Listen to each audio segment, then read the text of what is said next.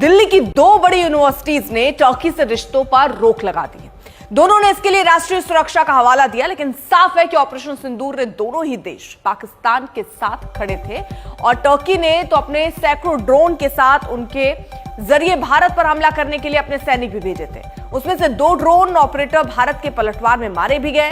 दूसरी तरफ अजरबैजान ने पाकिस्तान के आतंकी ठिकानों पर भारत के हमले की ही निंदा की और वो पाकिस्तान के साथ खड़ा रहा। और ये दोनों ही देश ऐसे हैं जहां हर साल लाखों भारतीय पर्यटक आते हैं, लेकिन अब देश में दोनों के बाइकॉट की आवाजें तेज हैं। इस बीच जवाहरलाल नेहरू विश्वविद्यालय ने टर्की की इनोनू यूनिवर्सिटी के साथ अपने जो कोर्स हैं उनको फिलहाल निलंबित किया है। वहीं जामिया मिलिया इस्लामिया ने और भी कड़ा रुख अपनाते हुए कहा है कि टर्की के किसी भी संस्थान से उसका कोई लेना देना नहीं होगा और वो सरकार और देश के साथ खड़ा है।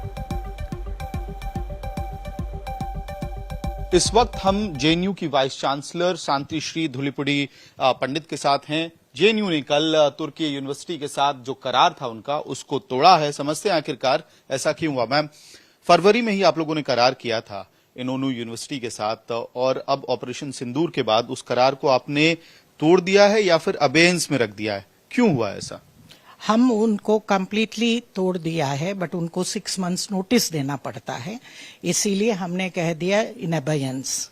क्योंकि जवाहरलाल नेहरू विश्वविद्यालय एक केंद्रीय विश्वविद्यालय है और इंडियन टैक्स पेयर का पैसे पे, सब्सिडी पे यहाँ लोग पढ़ते हैं, तो इसीलिए ये भी हम भी भारतीय यूनिवर्सिटी है, हम भारत के साथ खड़े होते हैं। दूसरा, हमारा नेवल चीफ और आर्मी चीफ जेएनयू एलमनाई है। एनडीए को हम एफिलिएटेड टू जेएनयू, सीएमई बहुत है, डिफेंस इंस्टीट्यूशंस, सो इसीलिए हमारा एलमनाई इंडियन आर्म्ड फोर्सेस के साथ भी जेएनयू साथ में खड़े हो गए हैं।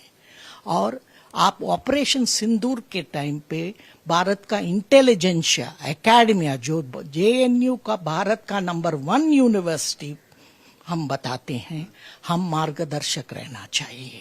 और इसीलिए हम कह दिया, जो भारत विरोधी है, जो भारत में आतंकवाद फैलाते हैं और रिलीजियस ऑब्स्क्यूरेंटिज्म, एक्सक्लूसिज्म, जो धर्म के नाम पे लोग को मारते हैं, वो भी सिविलियंस को, ये लोग डरपोक हैं और किसी पंथ या धर्म इसको सपोर्ट नहीं करते।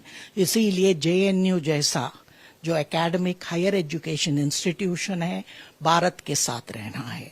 और लास्टली ये इतना सक्सेस हुआ क्योंकि 3 इश्यूज एक साथ आया। ट्रायड, हमारा साइंटिस्ट का टेक्नोलॉजी मेड इन इंडिया, दूसरा हमारा आर्म्ड फोर्सेस का प्रिसिशन और एक्शन लेने का, और तीसरा पॉलिटिकल विल और डिसाइसिव लीडरशिप हमारा पंत प्रधान का। ऐसे में कभी नहीं देखा। सो आई सैल्यूट ऑल द 3। ये तीनों एक साथ आने के बाद ही इतना सक्सेस हो सकता है।